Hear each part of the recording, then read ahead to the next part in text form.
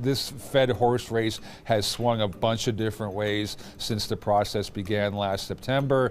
Kevin Warsh is a former Fed governor, has a reputation as a bit of a maverick. He believes basically that the Fed needs kind of a house cleaning. This isn't the first time you've heard me in the last decade say we need regime change at the Fed. It's not just about a person, it's about an approach to economics, it's about an approach to what they're doing. And I'm troubled when I see them moving the goalposts. He's most notably known for serving on the board during the financial crisis. He served under Bernanke.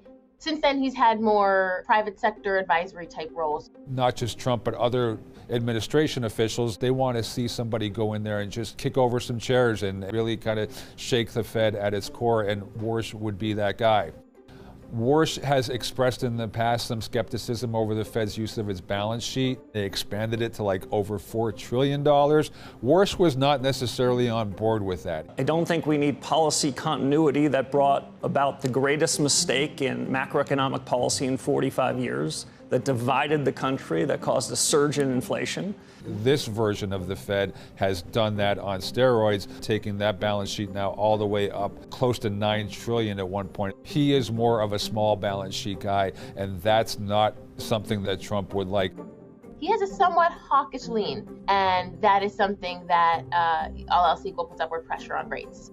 Kevin Warsh has been passed over for a number of times for some of the seats under the Trump administration, but Trump is keen towards Kevin Warsh, in part because of his family history. He married into the Lauder family, so Estee Lauder, the cosmetics company. His father-in-law is Ron Lauder.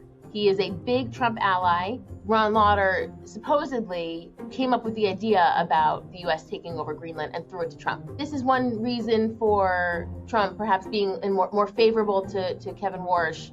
How far would he go towards lowering interest rates? It's hard to say. It's hard to say for anybody. It's hard to look at the incoming data and say that policy is significantly restrictive at this time. It may be sort of loosely neutral, or it may be somewhat restrictive. You know, it's in the eye of the beholder. I would expect to see a number of dissents under the next Fed chair, especially if it is somebody who is trying to push through their policy objectives that are somewhat politically motivated.